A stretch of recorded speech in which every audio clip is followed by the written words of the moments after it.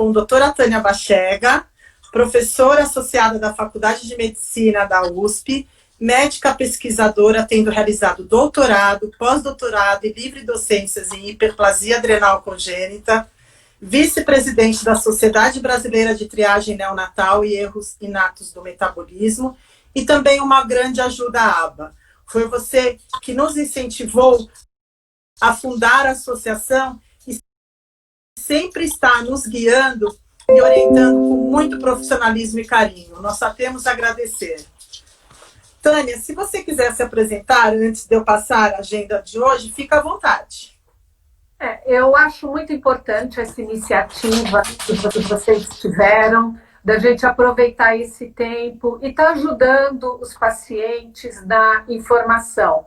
Em apenas um ano de fundação, de funcionamento, vocês já cresceram muito, tem quase 500 associados, e a união dos pacientes é muito importante, não só para entender a doença, para conhecer melhor, como para lutarem por um melhor tratamento, acesso à medicação. Em resumo, queria parabenizar, porque em um ano vocês já fizeram muita coisa. Muito obrigada, Tânia, muito obrigada. Você está sempre com a gente desde o início. Isso é muito importante e por isso também ganhamos tanta força. Muitas questões feitas pelos pacientes e familiares sobre os assuntos. Sintomas, diagnóstico, gravidez, fertilidade, tratamento da hiperplasia adrenal congênita, Addison e vida geral. Bom, a gente separou, então nós vamos começar pelos sintomas. Tânia, eu não quis mudar muito as questões dos pacientes para deixar mesmo o original. Excelente. Então, a gente só deu uma mudada em poucas coisas. Bom, a primeira pergunta é: essa desordem hormonal causada pela hiperplasia adrenal congênita não clássica pode causar o aparecimento de líquido esverdeado na mama? Não, de forma alguma. Primeira coisa, vamos fazer uma leve introdução à doença. O que é hiperplasia adrenal congênita? Uma das enzimas, uma das proteínas que formam o cortisol ele vai ser transformado, vai ser formado a partir do colesterol, em todos nós. E para o colesterol chegar a formar cortisol, precisa de um monte de enzimas. A hiperplasia adrenal congênita é quando uma dessas enzimas não funciona. E o cortisol é um hormônio essencial à vida. Então, é igual o olho verde, azinho, né? Então, o paciente tem duas mutações, dois erros no DNA, um que veio do pai e um que veio da mãe. E, de forma geral, os pais são carreadores da mutação, mas não são doentes. E para o filho foi o azinho, o recessivo. Sem cortisol, a glândula tenta trabalhar muito. E se tem uma mutação leve, como é a forma não clássica, o cortisol é normal, porque a glândula trabalha muito. Então, consegue produzir cortisol e aldosterona, que são hormônios importantes para manter a pressão, sal, água. Só que a glândula trabalha muito e uma camada interna da glândula vai produzir excesso de testosterona. Então, resumindo, a forma não clássica é uma hiperplasia adrenal congênita, que às custas de um hipertrabalho da glândula mantém cortisol, não tem falta de cortisol, a forma não clássica, mas produz muita testosterona. O que dá testosterona numa criança? Pelo antes dos 8 anos nas meninas, pelo antes de 9 anos nos meninos.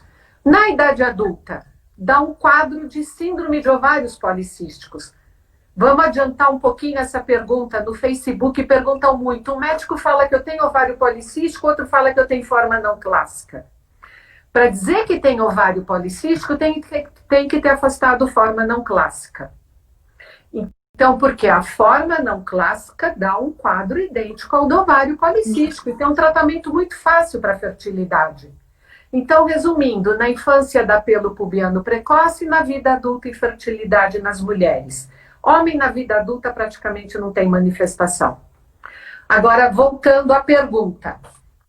Essa é uma manifestação de um excesso de hormônio, de testosterona. Não tem por que ter líquido na mama, muito menos líquido esverdeado.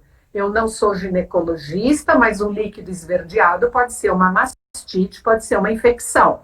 Aí teria que ver com o ginecologista. Outros hormônios causam leite na mama, excesso de prolactina, tá? Mas não tem nada a ver com forma não clássica. Ok. O médico falou. Não Segunda sou pergunta. ginecologista, mas o líquido esverdeado pode ser uma mastite, pode ser uma infecção. Aí teria que ver com o ginecologista. Bom, outros hormônios causam leite na mama, excesso de prolactina, tá? Mas não tem nada a ver com forma não clássica. Por quê? Ok. O médico falou, quem te toma? Não sou ginecologista, mas um líquido esverdeado pode ser uma mastite, pode ser uma infecção. Aí teria que ver com o ginecologista. Outros hormônios causam leite na mama, excesso de prolactina, tá? Mas não tem nada a ver com forma não clássica. Por quê? Ok. O médico falou, quem te toma? Não sou ginecologista, mas um líquido esverdeado pode ser uma mastite, pode ser uma infecção. Aí teria que ver com o ginecologista. Outros hormônios causam leite na mama, excesso de prolactina, tá? Mas não tem nada a ver com forma não clássica. Por quê? Ok. O médico falou, quem te toma? Não sou ginecologista, mas um líquido esverdeado pode ser uma mastite. Aí teria que ver com o ginecologista. Outros hormônios causam leite na mama, excesso de prolactina, tá? Mas não tem nada a ver com forma não clássica.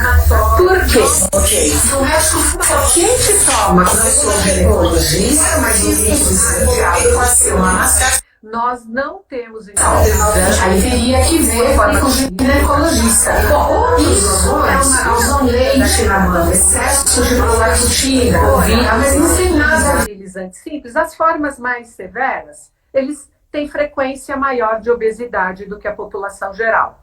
Então, como qualquer outro paciente, é importante ter bons hábitos de vida, tomar cuidado com o peso, praticar atividade física. Essa é a resposta que nós temos neste momento. Parece que não existe um risco cardiovascular, mas tem que tomar cuidado com a obesidade. Bom, outra pergunta. Quais os efeitos e sintomas da RAC não clássica na fase adulta? Bom, isso acabei me adiantando. Então, uma mulher adulta pode ter um quadro de ovário policístico. Acne na vida adulta, eu tenho que investigar. O dermatologista precisa pedir uma 17-hidroxiprogesterona. Pode não ser só um problema de pele oleosa, mas pode ser uma acne. Mas, em geral, uma acne mais grave. Excesso de pelos, irregularidade menstrual, até infertilidade isolada. Né? Eu tenho algumas pacientes que tinham só infertilidade, em geral tem uma irregularidade menstrual, e ficou pesquisando anos e anos, fazendo tratamento para engravidar, e era a forma não clássica. Que eu sei que tem uma pergunta, como fazer para a forma não clássica engravidar, daqui a pouco a gente fala. É verdade, são várias perguntas. Existem graus diferentes de RAC não clássica? Por que alguns têm sintomas como tontura, hipotensão, náuseas e outros não? A gente precisa tomar cuidado para tudo que o paciente sentir não pôr o rótulo que é acne não clássica, né? A acne não clássica não tem deficiência de cortisol. A glândula consegue produzir às custas de um trabalho aumentado, de um hiperestímulo. Não tem por que a forma não clássica ter tontura. Então, uma pessoa com tontura, com forma não clássica, vai ter que pesquisar outras causas. Tá com labirintopatia, o otorrino costuma ver se o colesterol, a tireoide estão bem controlados, tá? Então, até manifestação gástrica, vômitos, não é pela acne não clássica, né? Então, vamos ver se não tem algum outro motivo. Há uma tendência, a acne não clássica é uma doença muito tranquila, né? Muito leve, mas há uma tendência de tudo que a gente não sabe pôr a culpa naquele rótulo. Então, tomar cuidado. Por isso que informação é tão importante, né? Exatamente. Bom, agora tem uma pergunta um pouquinho mais extensa. Recebi um diagnóstico de acne não clássica. O exame da 17-hidroxiprogesterona com resultado de 1.374. Além dos sintomas... Oi? O paciente não pôs a unidade, deve ter nanograma por decilitro, mas a gente não pode analisar o hormônio, né, sem eles mandarem a unidade. Além dos sintomas relacionados às alterações dos hormônios sexuais, como alterações menstruais, puberdade precoce, hirsutismo, também sentia tonturas, náuseas e hipotensão postural, confirmado em consultório. Porém, o exame de cortisol no sangue, colhido às 8 da manhã, deu 17,5. O corticoide faz-se realmente necessário? E quando não é necessário usar o corticoide ou o Florinef na hiperplasia adrenal congênita? Agora uso 7,5 de prednisona e 0,1 de Florinef, mas continuo com sintomas. Aí, de novo, né, a tontura, né... A acne não clássica não dá manifestações de queda de pressão quando levanta, não dá doença. A gente não pode analisar um hormônio que a gente não sabe a umidade, que tem que ser colhido na fase folicular, até 7 dias depois da menstruação. Então, para o diagnóstico, a gente tem que saber se coletou direito. Porque se colhe depois da ovulação, vai dar aumentado em qualquer mulher. Então, isso é importante. Mas vamos partir do princípio que a gente tem certeza que é uma forma não clássica. Como tratar a mulher adulta? Aí é na consulta. Eu gosto de baixas doses de corticoide. 75% das mulheres eu uso dexametasona. A correspondência de dose é diferente. 0,15 miligramas por dia, tem que ser o elixir. 0,2 miligramas por dia no máximo. 75% regula o ciclo. E o insurtismo, se for leve, melhora. Tá? Agora, eu posso tratar uma mulher que não quer engravidar só de forma sintomática? Se a menstruação está desregulada, eu vou dar uma pílula. E esperar 6 meses o que acontece com a raiz do pelo. Para tratar excesso de pelo, em qualquer doença, eu tenho que esperar 6 meses, que é quando troca o bulbo, quando troca a raiz. E pelo, qualquer que seja a doença, não adianta só tratamento medicamentoso, tem que ter um tratamento local, tem que ter um tratamento combinado para ter bons resultados, por exemplo, uma laser terapia. Então, a mulher que não quer engravidar, ou toma dose baixa de corticoide, ninguém quer normalizar 17-hidroxiprogesterona, é para normalizar testo nos primeiros dias da menstruação. Aí eu dou a menor dose possível. Ou tratar de forma sintomática, uma pílula, uso o hormônio progestágeno, não piore o pelo. Tem pílulas certas que eu vou dar para uma mulher com excesso de pelo. Aí tem que discutir com o médico. A próxima questão tem até a ver com o hirsutismo. Tem como amenizar o hirsutismo? O que pode ser feito? Com certeza, né? Para o hirsutismo, você tem que ver se ele é leve ou se ele é moderado. Você trata 6 meses, ou com dose baixa de cortisona e laser terapia, ou com a pílula e laser terapia.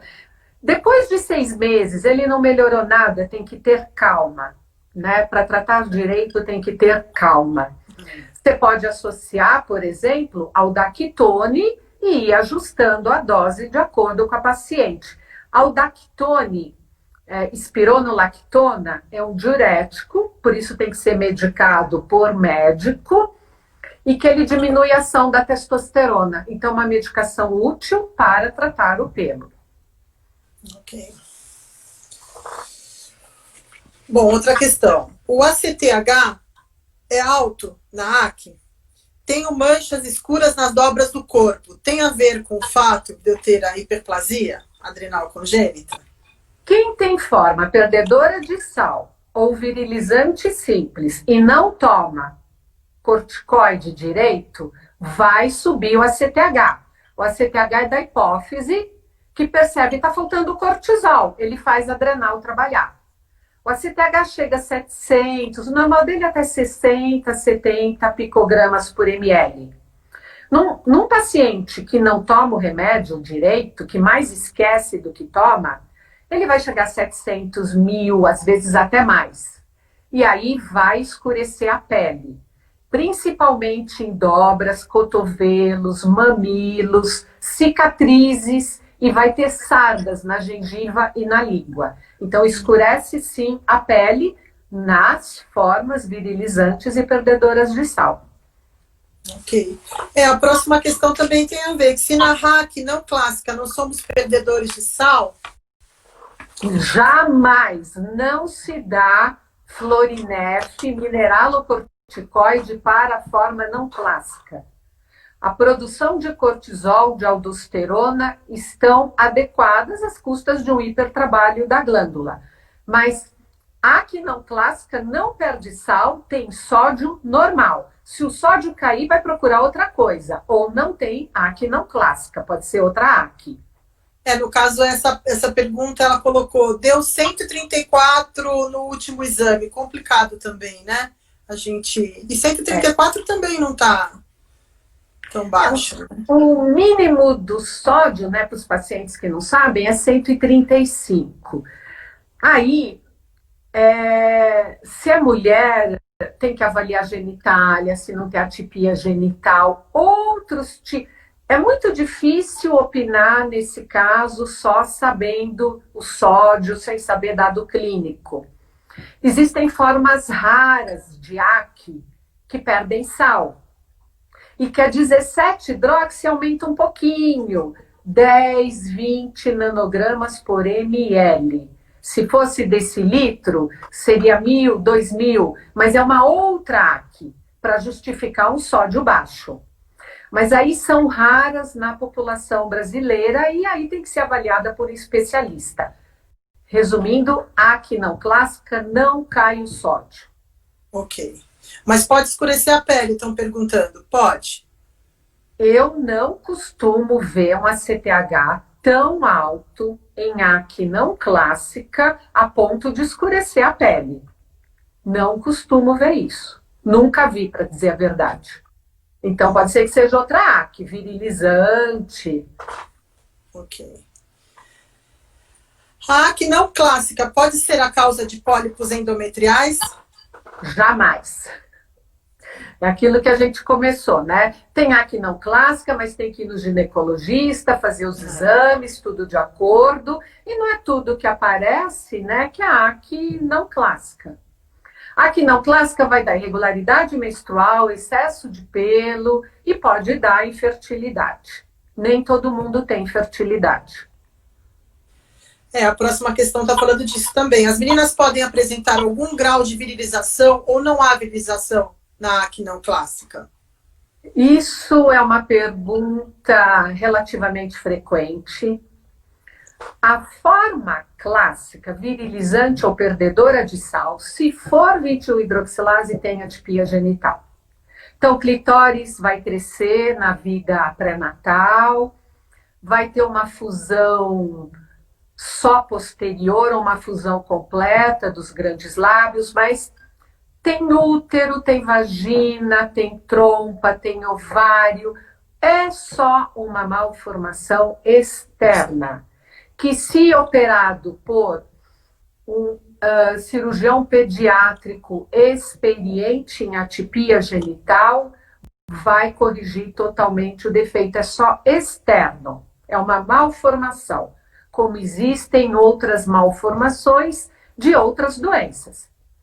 A AQ não clássica, a uretra, a vagina sempre vai nascer separada. Os grandes lábios sempre estarão normais. Há poucos dias eu recebi uma pergunta no Face que os pequenos lábios eram grandes. Isso qualquer mulher pode ter os pequenos lábios grandes. É só fazer uma plástica, machuca, incomoda na relação. Respondendo essa pergunta, 7% das mulheres, é exceção, com forma não clássica, tem uma discreta clitoromegalia depois do nascimento. e é pequena.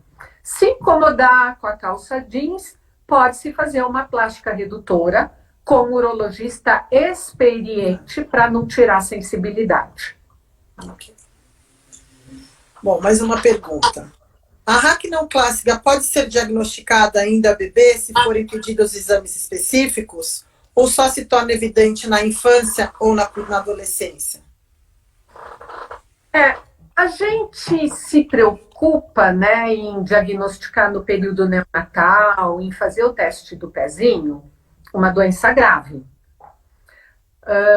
Por exemplo, o perdedor de sal, que se não for reconhecido, vai desidratar, vai chocar, e tem, sem tratamento, sem diagnóstico, 20-25% de óbito por desidratação neonatal.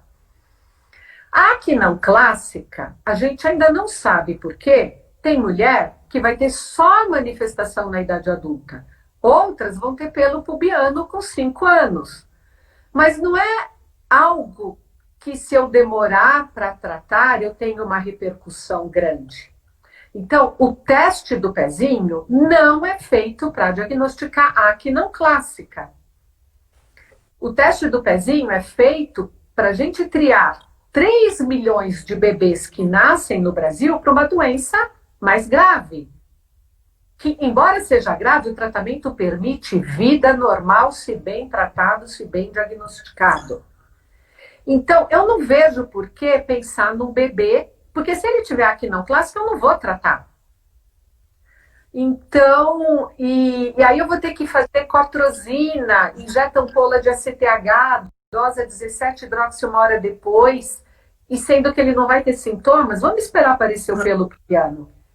Pode ser que não apareça, pode ser que tenha manifestação só na idade adulta, mas na dúvida, se é uma mãe que tem acne não clássica, que tem dúvida ou não, é só fazer o teste molecular, mas que tem um custo altíssimo. Outra pergunta. Vi uma explicação do porquê às vezes o cortisol ter valor sérico dentro do normal e salivar ser baixo. Resumindo, diz que tem a ver com a transcortina CBG. O meu dá bem próximo ao máximo no sangue e 0 na saliva.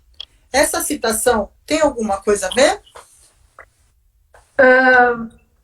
Existem trabalhos para facilitar o tratamento da hiperplasia dosando 17-OHP na saliva, 17-hidroxiprogesterona. Até hoje, esses trabalhos, nem mesmo nos Estados Unidos, são usados na prática clínica. Não tem muito valor dosar o cortisol. O cortisol, ele tem picos. De manhã ele sobe e desce, sobe e desce, sobe e desce. O cortisol salivar à meia-noite, ele desce. Ele vai ser indosável para todo mundo. Então, de manhã ele sobe ou desce. Nesse desenho que eu estou fazendo. Se você colheu numa hora de manhã que a adrenal parou, caiu naquele nadir da secreção, ele vai dar baixo. Eu não me preocupo com o cortisol durante o tratamento. Eu me preocupo são com os outros hormônios para os quais eu acerto a dose da medicação. Não se preocupe com o CBG, nada disso, nem com o cortisol salivar. Quando que eu uso a 17-hidroxiprogesterona? Cada um tem um protocolo de tratar. Cada médico vai tratar de acordo com a sua experiência, com os seus resultados.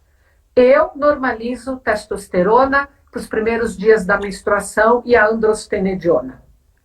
Eu uso a 17-HP para quê? Se ela está baixa demais, eu acho que eu estou dando muito corticoide para o meu paciente. É para isso que eu uso a 17-HP. Ok. Mais uma pergunta. Se a primeira menstruação ocorreu aos 12 anos, pode-se dizer que houve puberdade precoce, nos baseando apenas no nascimento dos seios e nos pelos pubianos aos 7? Bom, para ter nascido mama aos 7 anos e menstruou aos 12, essa paciente deve ter recebido medicação para bloquear a puberdade. Mama aos 7 anos está numa idade limítrofe, 7 anos e quantos meses, né? Então, é um pouco mais cedo. Ela deve ter tido uma puberdade precoce, porque avançou a idade óssea, mas deve ter sido bloqueada e por isso menstruou aos 12. Então, a hiperplasia adrenal congênita, se não tiver um bom controle hormonal, eu falei desde o início que aumenta a produção de testosterona quando não está bem controlada. Isso avança a idade óssea. Então, a menina tem 7, avançou a idade óssea está 11, o que o corpo vê? Está na hora de entrar em puberdade, porque a idade óssea mostra, entre aspas, o amadurecimento corporal. Ela deve sim ter tido, provavelmente, uma puberdade precoce. Ok. Agora vamos entrar no assunto de gravidez e fertilidade. Na acne não clássica, o tratamento só é necessário em caso de desejo de engravidar ou haveriam outras condições? A gente tem pacientes que nós não sabíamos que tinha acne não clássica e engravidaram. E depois vieram para nós para investigar o excesso de pelos e de acne no rosto, e a gente descobriu que era acne não clássica. Se eu tenho uma paciente com um quadro de que me parece ovários policísticos, irregularidade menstrual, excesso de pelos, cistos ovarianos, lembrando que 20% das mulheres normais têm cistos ovarianos. Ter cistos ovarianos não quer dizer que tem a síndrome de ovários policísticos. Mas quando eu tenho uma paciente que eu acho que tem a síndrome de ovários policísticos, antes de eu falar que ela tem essa doença, eu tenho que afastar a acne não clássica. Bom, voltando à pergunta. Se eu pego uma paciente com acne não clássica e quer engravidar, eu trato. Eu dou corticoide, doses baixas, porque aí a fertilidade chega à ovulação em 95%, 98%, sem precisar de qualquer outro indutor de ovulação, como se usa na síndrome de ovários policísticos. A maioria das pacientes engravida em 6 meses. Agora, pode tentar engravidar sem? Há dados na literatura que sugerem que quando engravida sem corticoide, existe um risco maior de aborto. Tem pacientes que evoluem normal? Tem, mas existem descrições que aumenta sem corticoide na gravidez a taxa de aborto. Ok. Então precisa de um acompanhamento especial, Tânia, você acha? A dose que a paciente engravidou com o corticoide, eu mantenho a gestação inteira. Como toda grávida, fazer triagem obstétrica, vamos dizer, exames de pré-natal para diabetes gestacional, tomar cuidado com ganho excessivo de peso, os cuidados gerais. Mas estando grávida, esquece a testosterona. Ela vai subir, ela vai estourar, mas é por causa da gravidez. Mantém a dose que ela estava bem antes de engravidar, na forma não clássica. Ok. Outra pergunta. Existe alguma suplementação necessária para engravidar?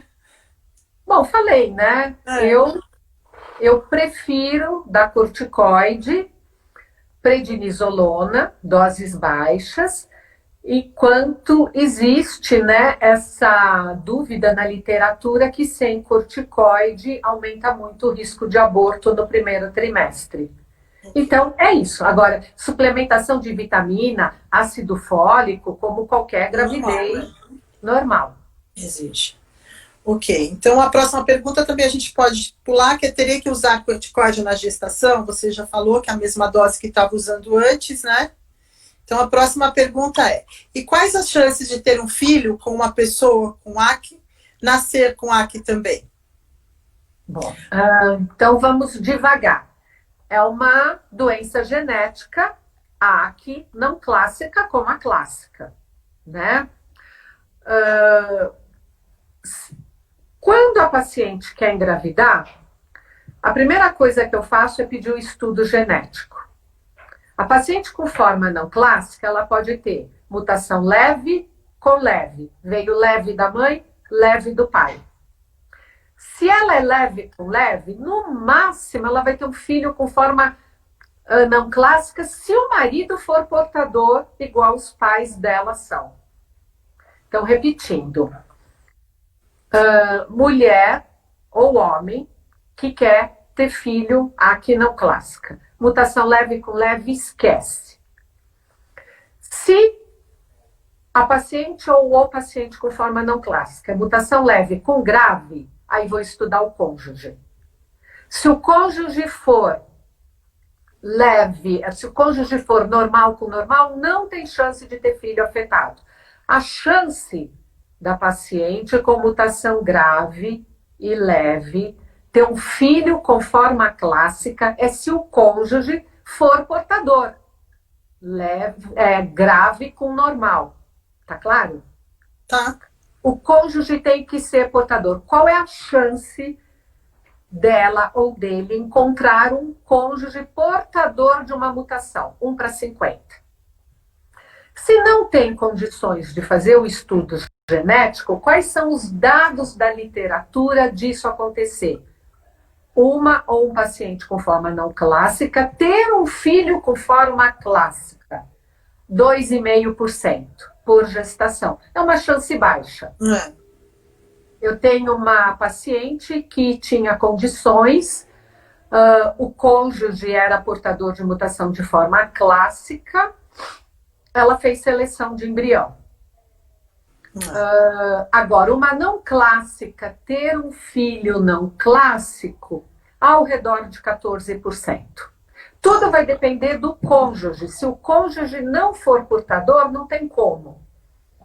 Ok. Na verdade, a gente fala 1%, né? Na literatura médica, você é médica, você sabe como é, nada é zero. Mas é um risco quase que desprezível. Que bom. Bom, mais uma sobre fertilidade. Meu marido e eu temos a acne não clássica. Queremos ter filho biológico também. Nesse caso, a chance é de o bebê ter a acne não clássica ou existe chance de ser clássica? Já fomos alguns geneticistas, mas não tiveram experiência nesse assunto. E os exames apontaram que somos portadores de acne não clássica. Quer dizer, os dois são afetados por não clássico, então aí são 4 mutações. 2 da mãe, 2 do pai. Quer dizer, a gente está partindo do princípio que os dois são afetados. Seria muito bom um estudo genético para dizer isso. Se os dois têm 2 mutações a mulher, 2 mutações o homem, eles podem ter filhos com certeza com forma não clássica ou até clássica. Depende da combinação de mutações que cada um tem. Repetindo, para ter forma não clássica, vamos dizer, eu tenho forma não clássica. Eu sempre vou ter 2 mutações. Qual é a combinação de mutações que eu posso ter? Leve com leve. Ou leve com grave. Então, para ter forma não clássica, basta ter uma mutação leve. O outro lado pode ser leve ou grave. Então, eles podem, inclusive, ter filhos com forma clássica. Okay. Mas hoje em dia, né, o tratamento está tão bom, em médio prazo, teremos novidades para o tratamento. Eu tenho famílias que têm 3 filhos afetados. E todos vivendo bem, crescendo muito bem. Mais uma. E se existe problema de fertilidade em relação à acne, meu esposo tem alteração de espermograma e não sabemos se tem relação com a hiperplasia. Mas o marido é afetado? Isso. Homens com forma virilizante, perdedora de sal, aproximadamente 38% ou 40%, podem ter diminuição da produção de espermatozoides. E isso é pela hiperplasia, na forma clássica. Ok. Aí é importante fazer um ultrassom testicular, que forma sinódulos benignos nos testículos e isso obstrui os ductos ou por onde passa o espermatozoide. Homem com não clássica não tem esses tumores, tem uma descrição na literatura, né? Então, o homem não clássico não costuma ter problema de infertilidade. Ok. Bom, a próxima acho que você já respondeu também. Quais as chances do meu filho herdar a RAC também? Caso o bebê também tenha, é possível ele ter forma clássica, sendo que eu tenho a não clássica? Você já respondeu, né, Tânia? Já respondi, e vai depender da situação do pai do bebê, né? Se ele for portador. Agora, gostaria de saber quando o adolescente para de tomar a hidrocortisona e passa a tomar o corticoide brasileiro, qual é o mais indicado? Prednisona ou dexametasona? Bom, nós já temos a hidrocortisona no HC, né? É o único local, mas é lá que é a nossa hidrocortisona, né? Enquanto está crescendo, o corticoide que menos atrapalha o crescimento, o ideal é a hidrocortisona ou acetato de cortisona. Se não tem condição, alguns usam prednisolona, né? Em regiões do norte, do nordeste, onde é difícil ter acesso. Mas há um consenso na literatura mundial que em fases de crescimento, o corticoide ideal é a hidrocortisona. E a hidrocortisona, em fase de crescimento, tem que ser dada 3 vezes ao dia. Fechou a idade óssea, parou de crescer, pode ser dado qualquer outro corticoide. Né? Prednisona, dexametasona, o importante é sempre usar doses baixas. Ok. Bom, agora vamos... quais são os exames necessários para diagnosticar a acne não clássica? Necessário sempre a 17-hidroxiprogesterona. Esse é o hormônio marcador do diagnóstico. Eu sempre doso junto com cortisol para olhar um exame em comparação com o outro. Lembrando, se for mulher que já menstruou, adolescente que já menstruou, a 17-hidroxiprogesterona tem que ser colhida até o 7º dia depois da menstruação. Menstruou primeiro dia. Vai contando, colhe esse hormônio no máximo até o 7º dia. A 17-hidroxiprogesterona vem um valor duvidoso, não francamente elevado, suspeito, você tem que dar a CTH sintético na veia e colher a 17-hidroxiprogesterona 1 hora depois. É assim que se faz. Se é francamente elevada, fechou. Se ela é suspeita, tem que fazer o teste com a CTH sintético. Ok. Todo paciente com acne não clássica precisa de corticoide? Não. Qual a dose inicial e quando precisa aumentar? Até quanto posso tomar? Se for criança com acne não clássica, precisa de corticoide. Para criança, mesmo que seja não clássica, hidrocortisona. E fechou a idade óssea, vai depender dos objetivos do paciente. Fechou a idade óssea, uma mulher adolescente, a menstruação está irregular. Toda mulher, depois que menstrua, pode ter 2 anos de irregularidade menstrual. Continuou com irregularidade, pode tratar com pílula, pode tratar com dose baixa de corticoide. Parou de crescer? Cada médico vai ter sua forma de tratar. Eu gosto de dexametasona, doses baixas. A gente começa com 0,15, 0,2 miligramas de dexametasona, né? Então, isso vai depender do ajuste hormonal. Não dá pra gente dar essa fórmula. Ok. E mesmo depois da gravidez, continua com a dexametasona, Tânia? Durante a gravidez? Eu prefiro prednisolona. A prednisolona é metabolizada pela placenta e não vai passar para o feto. Depois que ela tem o bebê, a gente pode parar o corticoide. Mas se tomou muitos meses o corticoide, não se para de repente. Que aí sim vai ter tontura, porque a adrenal estava dormindo, suprimida, porque ela tomou corticoide 9 meses. Tem que ir desmamando para ela não ter uma queda de pressão. Corticoide não pode parar de repente. Tem que ter o desmame, né? Exatamente. Tem que ir diminuindo devagarinho para a adrenal voltar a trabalhar. Depois do parto, né, pode-se ver um desejo da paciente. Não faz mal estar amamentando se a mãe está tomando corticoide. Isso não faz mal. Ai, que bom. Bom, mais uma. Pacientes de acne não clássica podem precisar de Florinef para corrigir o sódio baixo? Ou ele só entra em outros tipos da acne? Se for não clássica, não vai ter sódio baixo.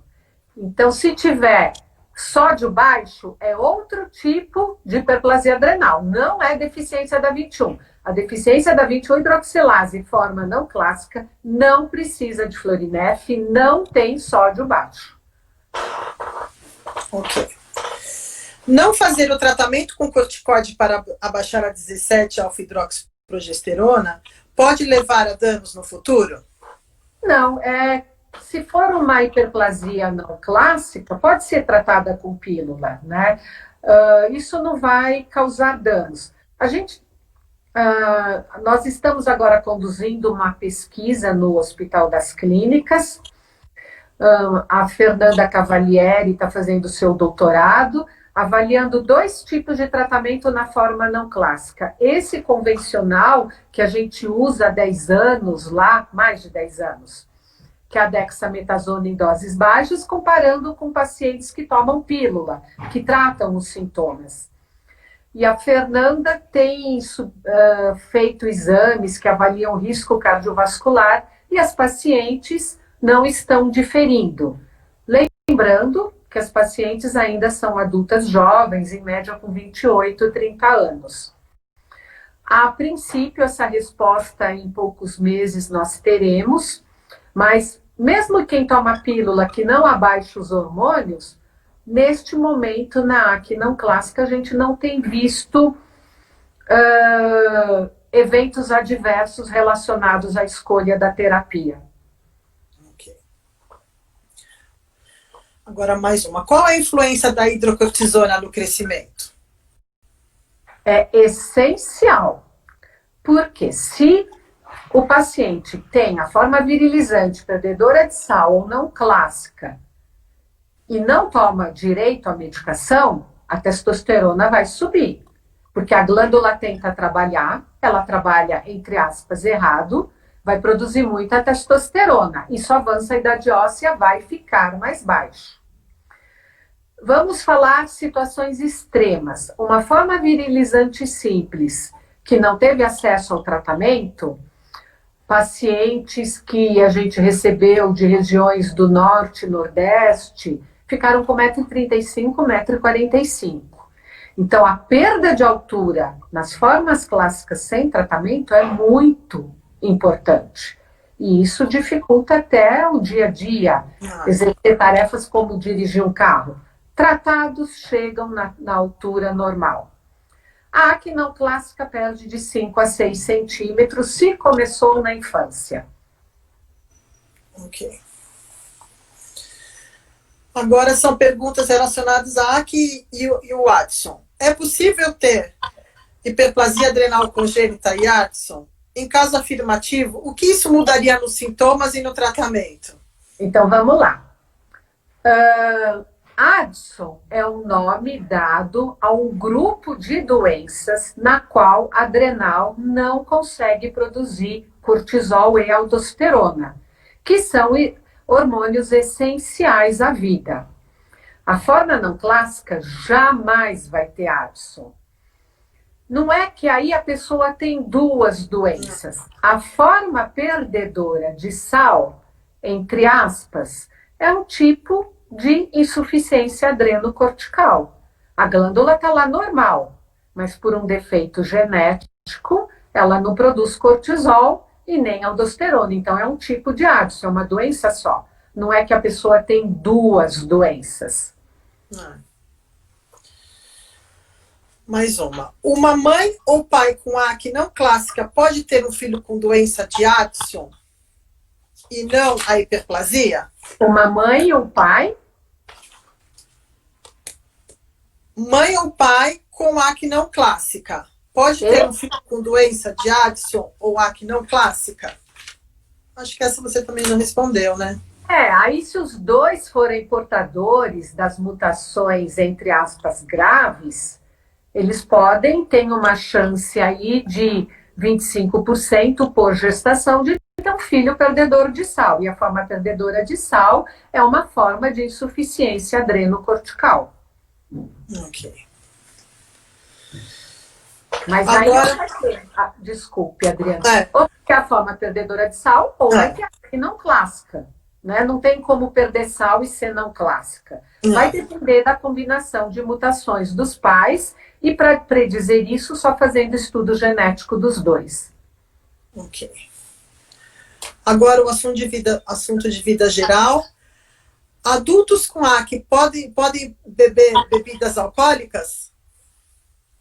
Olha, na teoria, né, os pacientes com a forma perdedora de sal teriam tendência à hipoglicemia. Na prática clínica, você não vê os pacientes se queixando de hipoglicemia. Pode beber? Pode, né? Mas tudo com moderação é prudente. O álcool em excesso, ele diminui a proteção do fígado para a hipoglicemia. O fígado, ele lança açúcar na circulação o tempo todo para a gente não ter hipoglicemia. Álcool em excesso pode favorecer hipoglicemia. E a hiperplasia, na teoria, é predisposta à hipoglicemia.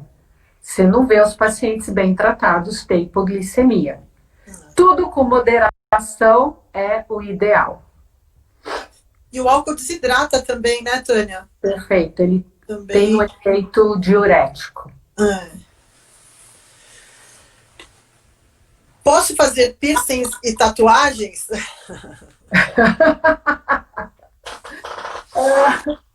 Eu vou dar uma de mãe super protetora, sempre conversando com seus pais. Tomar cuidado, né? Ir num local com asepsia, porque pode pegar hepatite B ou outras doenças mais graves. Pode sim. E para fazer um piercing, se for uma tatuagem pequena, nem precisa dobrar a dose. Lembrando, né, que quem tem a forma perdedora de sal ou virilizante, se vai fazer uma cirurgia, se tem uma febre de 38 graus, tem que dobrar a dose de corticoide. Para uma tatuagem, né, não precisaria dobrar a dose. Ok. Devo informar na minha carteira de motorista que tenho AC? Ter a identificação que tem hiperplasia. Nos Estados Unidos existe o bracelete, em outros locais, ou até membros da aba fizeram a correntinha com o pingente. A aba distribui os cartões de identificação. O que eu acho mais importante é o paciente estar auto-identificado. Nós no HC e vocês como aba tem o cartão. O que fazer numa emergência? Vamos dizer, nós estamos sujeitos a atravessar a rua e ter um acidente, uma batida de carro. Num traumatismo, o paciente tem que receber hidrocortisona na veia. Então, é importante o médico, a cada consulta, estar perguntando para o paciente, está aí com o seu cartão de identificação? É isso que eu vejo importante. Eu realmente não sei te dizer se deve. Qual é a tua opinião, Adriana? Tem que avisar na carteira?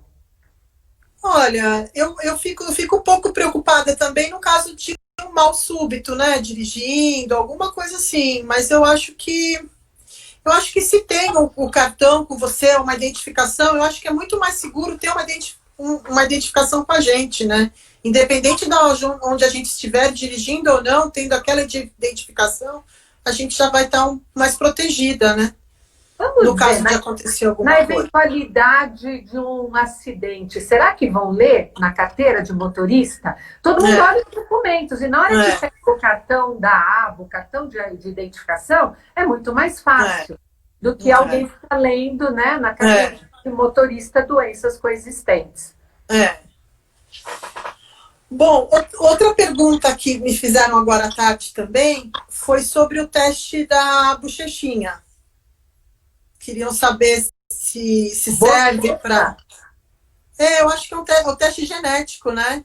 É o DNA. Tá. É o DNA, né? Você pode... E qual é a pergunta sobre o teste? Seria em relação à importância dele para diagnóstico da HAC. De forma geral, primeiro que a gente tem que procurar bons laboratórios para dosar 17-hidroxiprogesterona. Não é um hormônio que faz parte do dia a dia da maioria dos laboratórios. Para a maioria dos pacientes, que seja perdedor de sal, virilizante ou não clássica, eu não vou precisar do teste genético. O teste genético, ele é dedicado a situações muito especiais, onde os hormônios têm valores limítrofes. Aí sim eu vou precisar de um teste genético, mas é a exceção. Ou, se o paciente é adulto e quer gestar, para aconselhamento genético. E aí tanto pode tirar o DNA do sangue, da veia do antebraço, ou do raspado da bochecha da mucosa. Ok. Nossa, Tânia, foi ótimo, hein? Muito bom. A hora passou que eu nem vi aqui. Não sei verdade, você, é verdade. mas eu nem senti. Eu falei, nossa, mas já estão acabando as questões e o tempo não passa, parece? Eu também não tinha percebido. Bom, apesar da HAC não clássica não precisar, não ser perdedora de sal, não precisar de uma dose aí, no caso de um kit emergencial, eu queria que você falasse um pouquinho da importância do kit emergencial. Bom, eu tenho acompanhado a HAC não clássica, quer dizer, eu estou há 30 anos no HC, 30 anos trabalhando na assistência a pacientes com hiperplasia adrenal congênita e fazendo as pesquisas clínicas e genéticas. A forma não clássica não tem risco de crise addisoniana, de crise de insuficiência adrenocortical. As formas virilizantes ou perdedoras de sal têm risco frente a uma infecção. O perdedor de sal vai sempre precisar de corticoide e de mineralocorticoide, por exemplo, a fluocortisona. O virilizante, no dia a dia, ele só precisa de corticoide, mas se ele tiver uma infecção, ele tem que dobrar a dose de corticoide também, como perdedor de sal. Mesmo dobrando frente a uma infecção, vai operar, avisa seu médico, avisa o anestesista no pré-anestésico, eu tenho hiperplasia, vai operar. Na indução anestésica, no começo da anestesia, a gente já pede para fazer hidrocortisona na veia. Por quê? Numa situação de estresse, uma cirurgia, uma infecção, uma amidalite, mas com febre de 38, tem que dobrar a dose. Só que se eu tiver febre e você tiver febre, a minha glândula produz muito cortisol. O paciente com hiperplasia virilizante ou perdedor não vai conseguir, por isso tem que dobrar a dose para ele. E se apesar disso ele está vomitando, tomou o remédio, meia hora depois vomitou, dá de novo o remédio, continua vomitando, tem que levar para o pronto-socorro, para tomar hidrocortisona na veia. E existe nesse caminho o kit emergencial que a AB está distribuindo, que no Brasil a gente não tem, enquanto todos os países desenvolvidos têm esse kit. É importante ter o kit, é importante que cada médico oriente que dose aplicar, que jeito aplicar, porque o paciente vomitando, desidratando, evita que ele tenha uma insuficiência adrenocortical que pode levar ao choque. Então, numa infecção, você dobra a dose. Está vomitando? Aplica o kit e procura assistência médica. Não é para aplicar o kit e ficar em casa. Então, eu apoio totalmente o uso desse kit, porque nessas situações de emergência, literalmente, ele promove saúde, ele evita consequências drásticas. Raramente o paciente vai precisar, mas é bom ter o kit em casa para uma situação de emergência. Qual é a situação de emergência? Vomitando muito, prostrado, abatido, aplica, mas entre em contato com o médico. Ok. Muito bom. Posso só fazer um comentário? Pois não, lógico. O que eu digo, é uma doença que é muito menos complexa e muito mais desconhecida no nosso país. Eu acho que atitudes como essa para promover a educação são muito importantes. Existe um dogma, um medo do corticoide, né, que está com infecção, não pode dobrar a dose. O corticoide, ele suprime a infecção para um transplantado que toma a dose alta. Se a paciente está com pneumonia, pus na amígdala, virose, covid, com febre de 38, tem que dobrar a dose. Porque o paciente que tem hiperplasia adrenal congênita ou Addison, ou porque a hipófise não funciona, o paciente não consegue dobrar a produção de corticoide. Então, vocês, mães, têm que dobrar a dose e fazer isso pelo paciente. E procurar assistência médica. Ok. Bom, acho que agora eu vou finalizar, porque o tempo também do Instagram, acho que vai cair aí a nossa live. Mas eu quero agradecer, em nome da ABA, a sua presença, Tânia, e de todos que participaram nessa live. E lembrar a importância do cadastramento dos pacientes no site da associação, abadson.org.br. Pois quanto mais cadastros, mais a ABA vai poder ajudar todos os pacientes de hiperplasia e deficiência adrenal no Brasil. Boa noite a todos. Boa noite, Tânia. Você quer falar um pouquinho, finalizar? Eu quero agradecer o convite. E a hiperplasia, a insuficiência adrenocortical, está no grupo de doenças raras. A Sociedade Americana de Pais e de Pacientes de Hiperplasia, ela é muito grande nos Estados Unidos. Eu não conheço muitas sociedades europeias. É só por questão de proximidade. E eles são tantos que eles conseguiram mudar a legislação para o tratamento deles em todos os estados americanos, graças ao trabalho da Associação de Pais e Pacientes que pressionou o governo. Então, eu acho que vocês têm que unir, vocês têm que apoiar a ABA a crescer, a lutar pelos direitos de vocês e, como se diz, o logo desse ano, os raros juntos serão muitos.